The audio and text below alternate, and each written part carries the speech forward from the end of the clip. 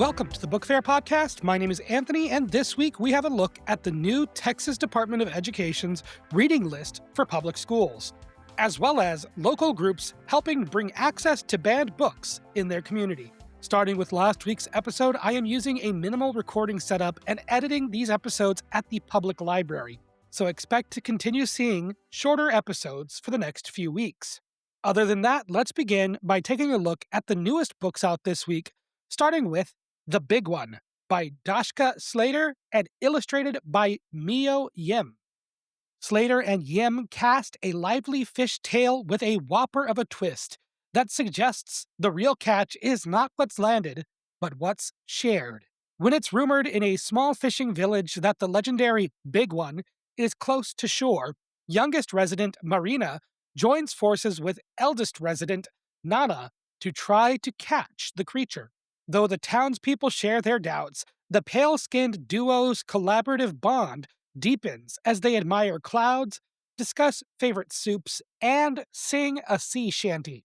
Then the calm blue sea turns a swirling gray and offers up something unexpected, a breaching whale tangled in fishing line. When the shipmates set it free, generosity begets generosity as the whale slaps a shower of fish into their boat. Via a yarn-spinning voice and pencil and pastel artwork that's rich in salt-sprayed atmosphere, the creators craft an immersive adventure that's as bountiful as the sea it celebrates. Background characters are portrayed with various skin tones, and this book is recommended for ages 4 to 8. Next is Through the Black Gate by Alfredo Cáceresn. Two Chilean children and a mystical cat traverse a liminal realm of the dead in this atmospheric solo debut, a graphic novel about grief and healing from Cáceresn. Following a devastating fire that kills her parents while she's away, young Irene is left with only the smoldering remains of their home. While investigating the scene, Irene finds the body of her cat, Moses, which briefly glows from within before inexplicably reanimating, when the resurrected feline leads her to an unscathed book titled The Comprehensive Guide to the Greylands. In her late father's study, Irene becomes convinced that her dad's soul now resides inside the cat. Moving into family friend Ruth's house, Irene determines to decode the mystery surrounding Moses, the fire, and the Greylands, which the book describes as a fog-draped world of restless, wandering souls, all while thwarting Moses' escape attempts. After newly arrived Francis, Ruth's guitar-playing nephew, who's navigating his own loss, inadvertently assists Moses' latest breakout, Francis and Irene follow the cat to the charred house and through a portal to the Greylands. Illustrations evoke vibes of Caroline, heightening both the interpersonal stakes and the uncanny mood of the eerie landscape as the children confront turbulent emotions and avoid fantastical obstacles. Striking artwork and metaphor-laden plotting combine to deliver a satisfying adventure that posits alternative ways to process grief and emphasize the importance of hope. This book is recommended for ages 8 to 12. The third and final title this week to look at is For the Greatest Good by Blair Hanson. A queer teen confronts the messy realities of activism and family in this sobering story from Hanson, set against the backdrop of the climate crisis. Small-town high schooler Gavin loves Pondville, Arkansas, despite its flaws. The water in Pondville isn't safe to drink, and the town's crumbling infrastructure means frequent water main breaks and persistently poor water quality. As an intern at Town Hall, Gavin sees firsthand how little progress is being made toward bettering residents' circumstances, and how easily those in power look the other way. Frustrated but determined, Gavin and his best friend Mackenzie, a fellow intern and passionate activist, take matters into their own hands. The plan is to persuade Gavin's estranged father, newly promoted at Crispflow, a massive public utilities conglomerate, to steer a $500,000 grant toward Pondville's failing water system. As the scheme unfolds and moral and personal complications pile up, Gavin struggles to reconcile bitterness surrounding his relationship with his dad and feelings of responsibility for Pondville. Grounded first person narration and urgent messaging deftly render Gavin's fierce devotion to his hometown and capture the uncertainty facing teens in hazardous living conditions. Complex interpersonal relationships lend the story emotional depth, while the climate focused plot emphasizes timely concerns. It adds up to a reflective exploration of accountability, advocacy, and hope. This book is recommended for ages 14 and up. That covers the new releases for this week. Next, we'll be taking a look at some news. But first, if you appreciate the work being done on the Book Fair podcast, there are a number of ways to show your support. First, you can like, comment, or follow wherever you are currently listening to help push the show out to new listeners. Second, you can follow the podcast on Blue Sky, Instagram, and TikTok at BookFairPod. You can also go to patreon.com/thebookfair to find episodes posted early as well as links to news sources used throughout the show. Following on Patreon is free and there are no posts hidden behind a paywall. Of course, the best way to help the Book Fair podcast is simply to share it with a friend, an educator, or a young reader in your life. Now, on with the show. Next, some news, starting with the big story of the summer. The Texas State Board of Education has approved its new mandatory reading list that strongly features Bible selections while eliminating other world religions. This past Friday, the Texas Board of Education approved required reading list for more than 5 million public school students that includes Bible stories. The state-mandated list of assigned reading will take effect in 2030 and is the first of its kind to include religious texts. The list was approved by a 9-5 vote following weeks of debate. At this most recent meeting, the board was also considering new social studies curriculums that draw lines between Bible stories and American history. This new list incited backlash from teachers who criticized losing the ability to decide what their students will read. One teacher in public comment raised concerns that if a student is not Christian, that the inclusion of these stories will be imposing religious beliefs on them. Quote, "If I'm reading to one of my students, I can say all day long, well, we're teaching a theme, we're teaching symbolism. But they're hearing, this is a Bible story.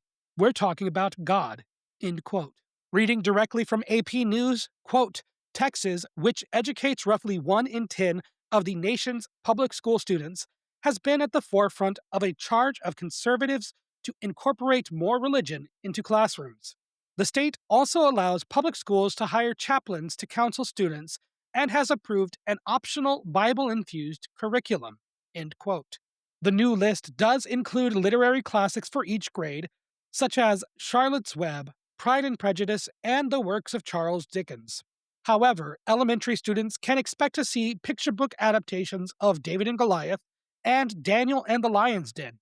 Middle school students will be expected to read passages about Jesus, including the Sermon on the Mount, where people are instructed to cast aside earthly anxiety and seek the kingdom of God.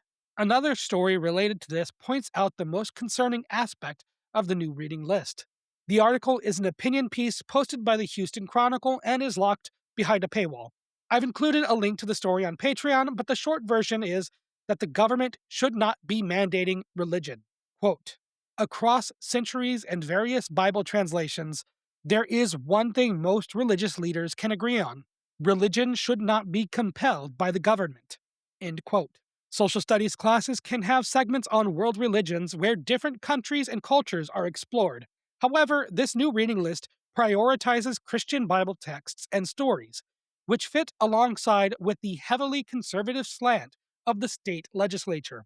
This article also points out how the specific translations used on the list differ from the traditional Hebrew of the Old Testament, skewing toward a Christian interpretation rather than the original intent. Naturally, critics are calling out that the list is not diverse enough. It includes conservative bias, such as a eulogy for former President Ronald Reagan. Shania Bond, who teaches advanced high school English in Fort Worth, said that the list for high school students is pretty solid for a study of classics, but the list is, quote, "very old and very white," End quote.